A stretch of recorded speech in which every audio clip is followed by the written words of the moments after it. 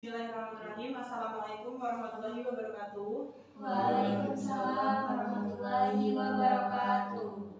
Saya ucapkan terima kasih kepada kalian semua sudah bisa hadir di konseling kelompok pada pagi hari ini ya. Sebelum kita mulai konseling kelompok pada pagi hari ini, lebih baiknya kita berdoa terlebih dahulu. Di antara kalian siapa nih yang mau memimpin doa? Ya, saya. Ya, silakan. Baiklah teman-teman, sebelum kita melaksanakan konseling kelompok ini, alangkah baiknya kita berdoa terlebih dahulu. Berdoa mulai.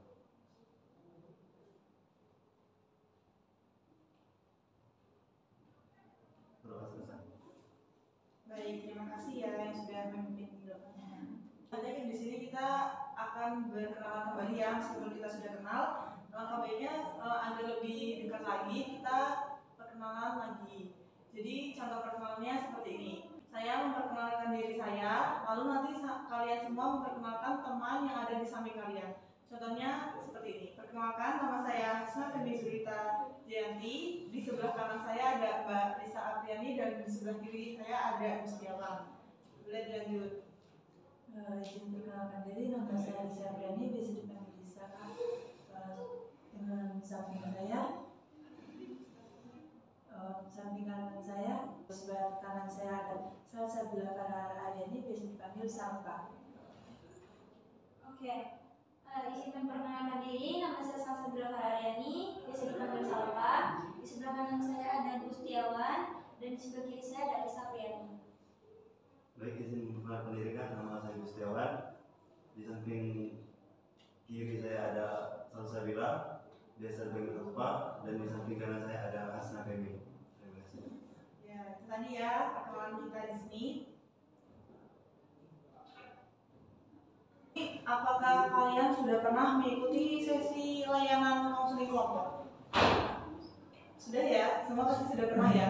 Masih ingat nggak apa itu konseling kelompok? Sedikit sih Kak, boleh dijelaskan kembali? Oke, di sini saya akan sedikit jelaskan tentang apa itu konseling kelompok.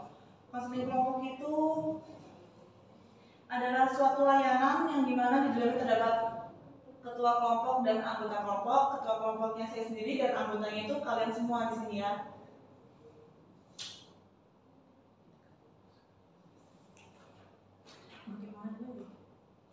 Di dalam konseling kelompok ini nantinya kita akan membahas mengenai masalah-masalah apa yang sedang kalian hadapi. Jadi nantinya masing-masing menyampaikan permasalahan yang saat ini sedang kalian hadapi. Saya ingin bertanya nih kepada kalian, apa sih sebenarnya tujuan dari konseling kelompok ini?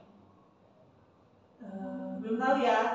Baik, di sini itu tujuan kita, kalian itu melakukan konseling kelompok ini tujuannya untuk meningkatkan kemampuan kalian dalam berkomunikasi kepada teman. Terus juga nanti kalian juga akan teman-teman itu nanti akan membantu kalian menyelesaikan masalah dari masing-masing diri kalian sendiri gitu. Bagaimana? Apakah kalian sudah paham?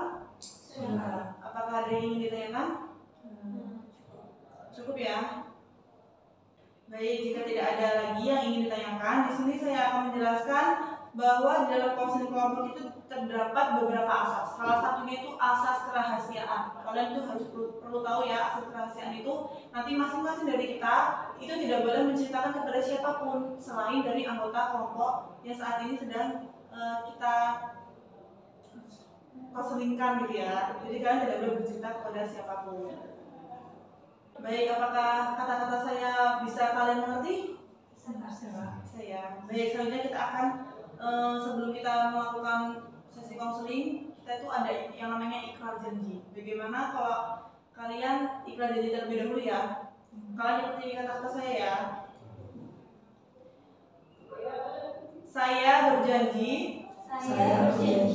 mengatakan bahwa saya sanggup dan bersedia menjaga, menerima, memelihara informasi apapun dari diri saya sendiri maupun orang lain.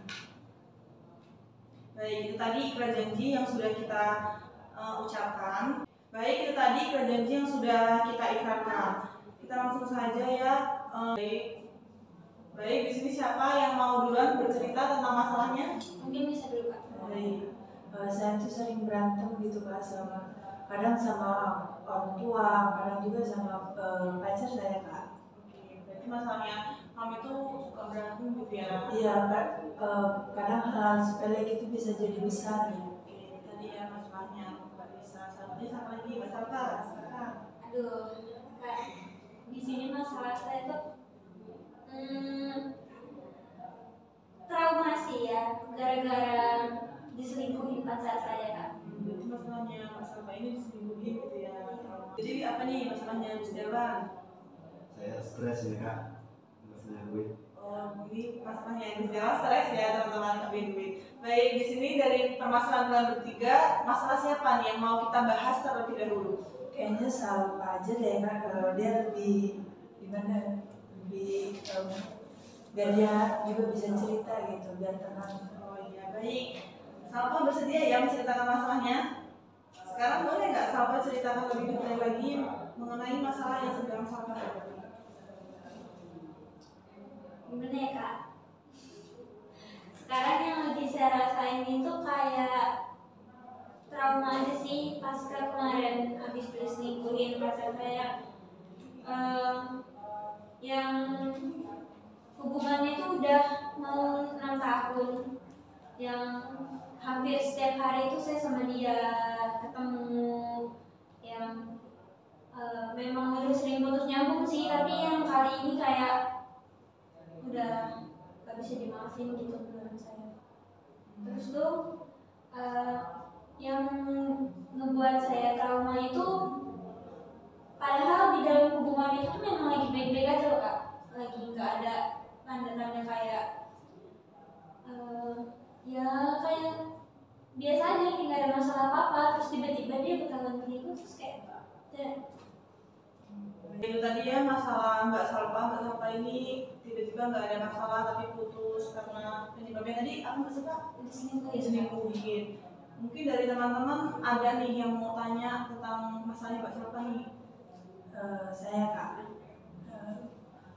itu tuh diselingkuhinnya kayak dari Enggak kata itu.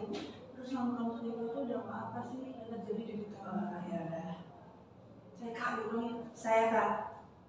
Izin bertanya, selama diselingkuhin itu gimana sih dampaknya dan apa yang kamu lakuin? stres banget pastinya, kayak nggak percaya kok bisa gitu loh dia ngelakuin itu, terus kayak ngerasa saya kurangnya apa di mana, kayak introspeksi, kayak saya kurang cantik, apa saya kurang baik, apa saya kurang pengertian sama dia atau gimana. Tapi menurut saya udah cukup baik mungkin, tapi nggak tahu. Tadi ya tadi pertanyaan dari Mbak Lisa, apa tadi pertanyaan dari Mbak Lisa? Dampaknya apa? Terus jawaban dari Mbak Salva itu dampaknya apa kurangnya saya gitu ya, dibikin kayaknya nggak ada tapi kok dia tega gitu ya, bisa selingkuh. Mungkin Mas Gustiawan mau tanya tentang masalahnya Mbak Salva? Mungkin cukup. Cukup ya. Terus sekarang di sini kakak mau konseling kelompok ini menggunakan teknik reframing. Tadi kan tujuannya sudah jelas ya. Salva ini supaya nggak stres lagi. Nah, dengan teknik ini kita akan mencari pola pikir yang positif, sudut pandang yang positif. Setuju nggak nih kalau kita pakai teknik reframing ini? Setuju Kak. Setuju ya. Jadi teknik reframing itu teknik untuk pikiran negatif kita rubah menjadi pikiran positif. Nah, maka dari itu kita akan mencari persepsi positif ini. Saya punya nih di sini, saya punya buku. Nah, kalian tulis tentang masalah Mbak Salva, apa yang harus Mbak Salva lakukan ke depannya gitu ya. Jadi biar Mbak Salva itu tuh tidak mikir apa saya kurang cantik atau saya ya pikiran negatif. Jadi kalian bisa tulis di sini, menuliskan tentang masalah Mbak Salva, itu tulisan-tulisan positif gitu ya teman-teman ya, mudah ya. Iya Kak. Ya, nih saya kasih ke Mbak Salsa.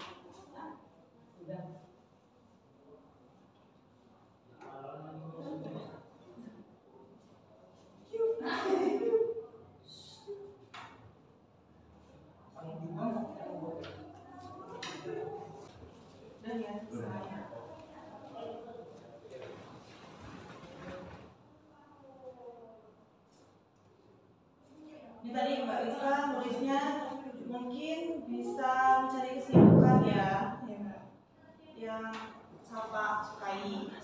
Terus di sini Salpa menuliskan nulisnya value ya dalam dirinya untuk menambah gitu ya, membuat hal baru dan mencari hobi ya, menjalankan hobi gitu ya.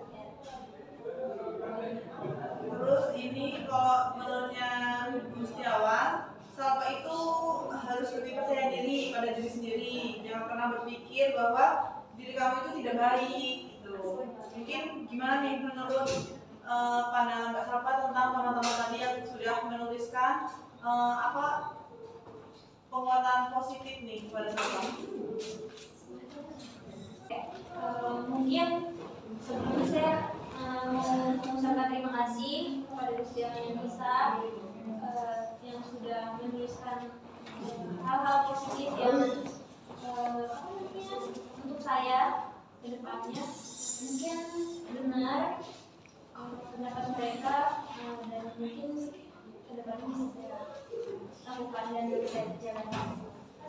Oke, tadi ya teman-teman pendapat kalian sesuai dengan yang pandangannya Mbak Salpa. Baik, mungkin konseling kelompok di kami hari ini kita cukupkan ya. Mari kita simpulkan di pertemuan hari ini. Kesimpulannya yaitu dari permasalahan kalian, akhirnya di sini kita membahas permasalahannya Mbak Salpa. Mbak Salpa ini dia tuh trauma dengan dia sekarang karena Salpa ini mengalami trauma karena perselingkuhan gitu ya. Jadi teman-teman membantu dia dalam penguatan positif gitu ya teman-teman. Sebelumnya juga saya minta maaf bila di pertemuan kali ini saya banyak kurangnya. Kita cukupkan pertemuan hari ini. Saya akhiri. Wassalamualaikum warahmatullahi wabarakatuh. Waalaikumsalam warahmatullahi wabarakatuh.